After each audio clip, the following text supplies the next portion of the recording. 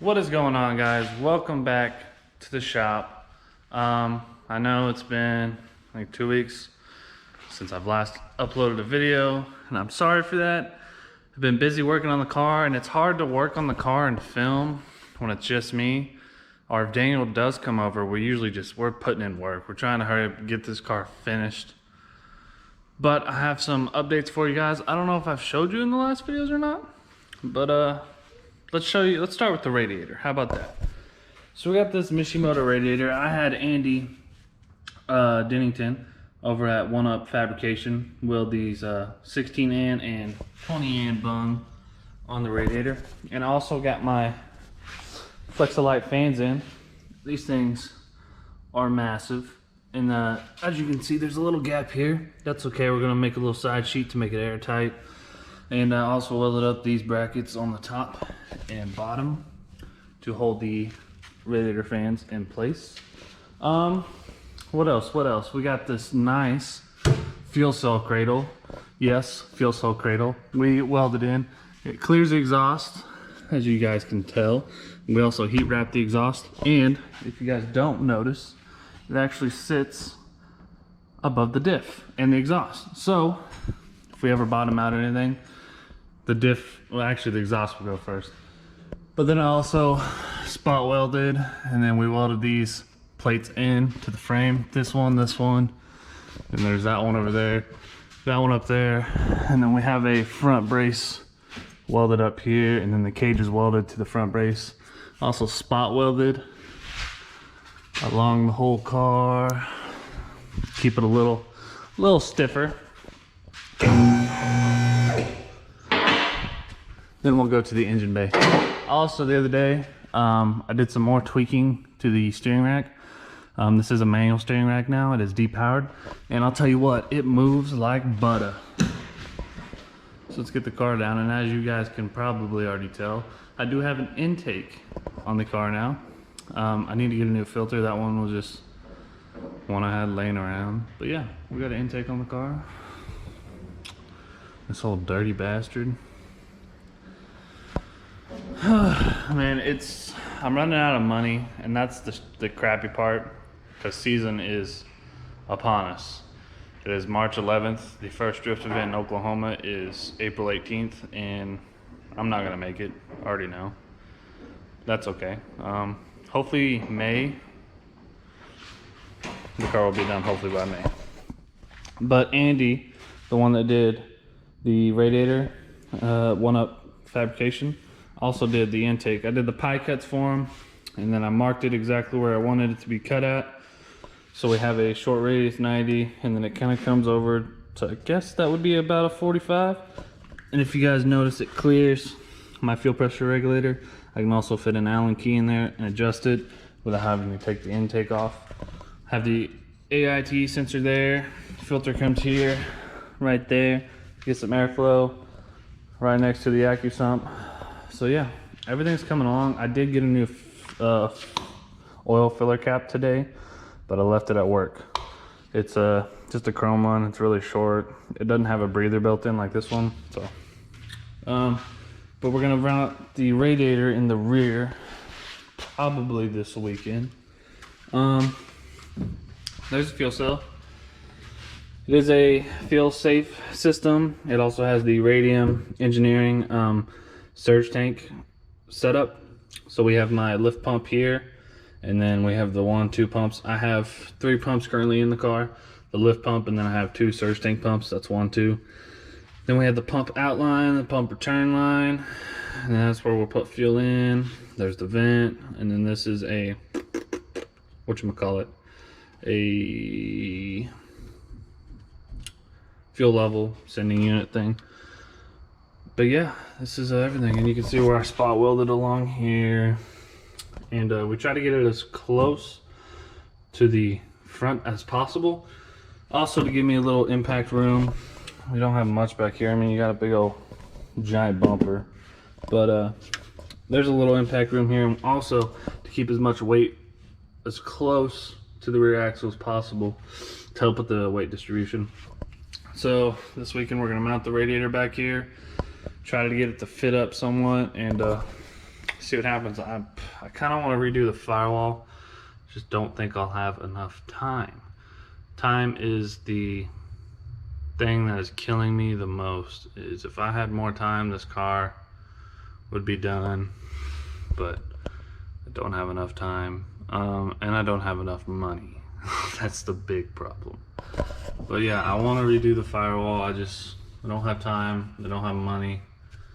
I don't really know how I would redo it. I don't know, man.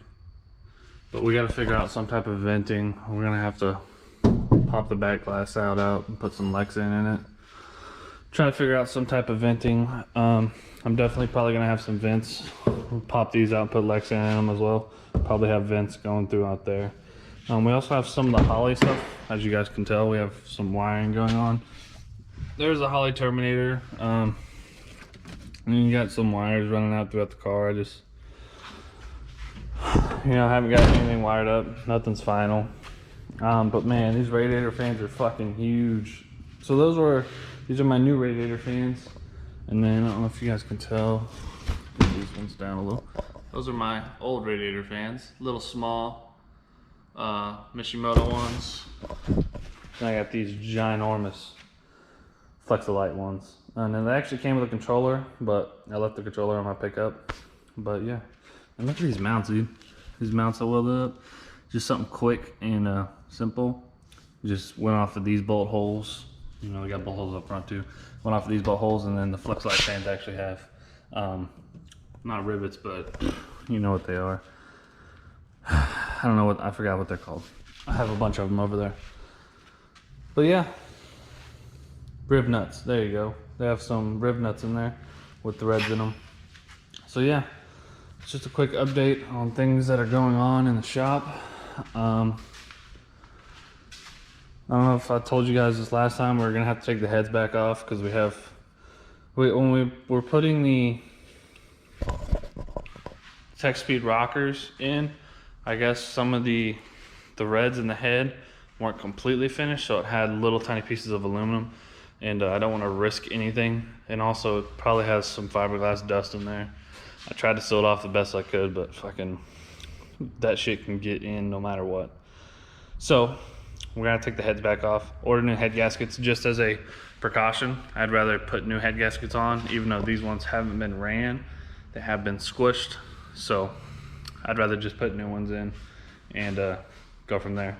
Also, we have a lot of tubing.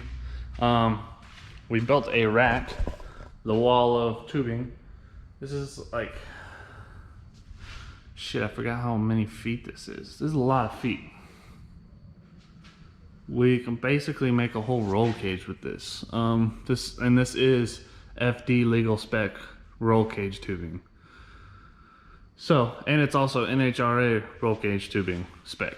So, that's dope. So we can actually start doing some more fab work. I need to get a tubing bender though, and a tubing notcher before any of that. And I need to get more familiar with the TIG welder. I really need to get practice on that.